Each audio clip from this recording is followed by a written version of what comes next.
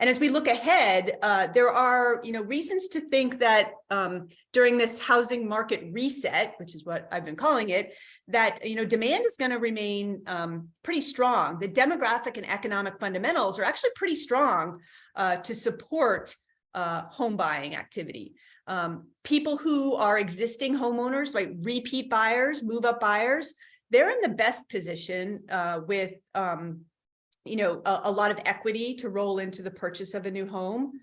First-time buyers, who sort of in that millennial population, age 27 to 41, the typical age of a first-time home buyer is in sort of the mid-30s. There's a big group of folks in that prime first-time home buyer age, and they will be in the market for the next 3, 5, 7 years.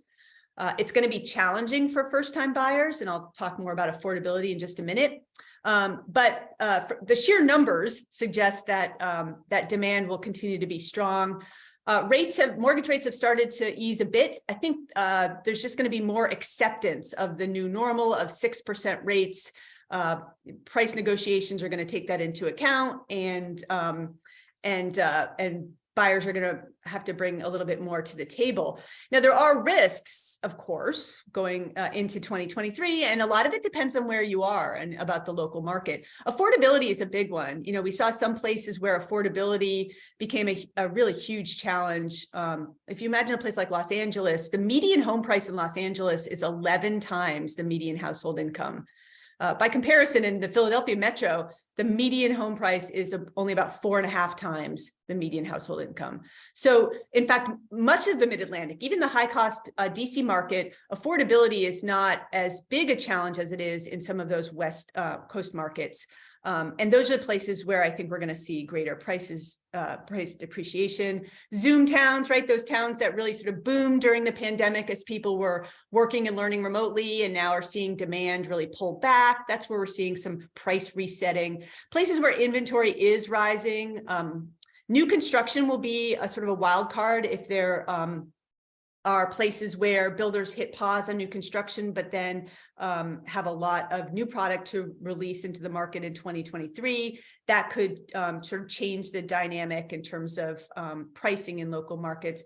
And then the last thing I'll say, and I kind of alluded to this a little bit, is, we saw during the pandemic that, the economic downturn and the pandemic at large sort of hit people differently and really sort of shone a spotlight on some of the inequality in our economy and our society.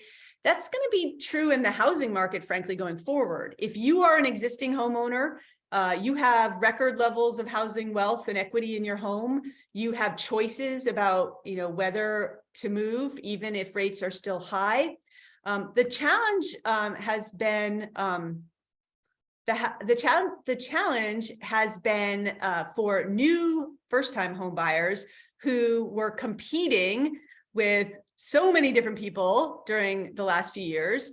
And unfortunately, even as prices, begin to ease a little bit, affordability for first-time home buyers is still going to be pretty challenging. So we've seen, first-time buyers start to get creative, buying a duplex, living in one, renting out one, buying a home with family members, or frankly, just waiting to save up. The rental market has expanded a little bit in some markets where there's more rental options.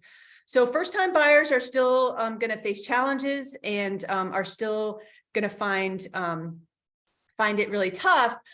That's, of course, where working with a local realtor is more and more important, is more important than ever, to help find ways to move through the market. So there's a question about, many towns are reevaluating homes using 2021 prices, raising taxes, any input on future taxes.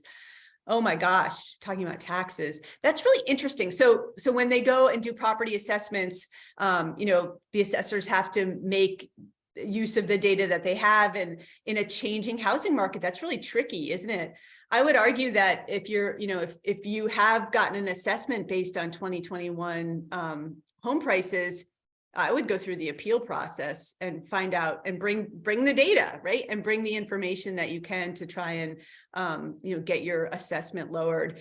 I did that one time. It didn't make that much of a difference, but it was satisfying, right? Because it was, being assessed, reflecting a market that was sort of, 2 years ago. And I think that's going to be true even as you help sellers list their homes. How many months back can you go to look for comps in order to help list the property, and really sort of being flexible and thinking about maybe being a little bit more conservative than sellers have been in the last few months, because the 2023 market, while prices aren't going to be crashing, it is going to be, the prices are going to be a lot more flexible in 2023 than they were in 2021. And in some markets, overall median prices will even be lower than they were in 2021.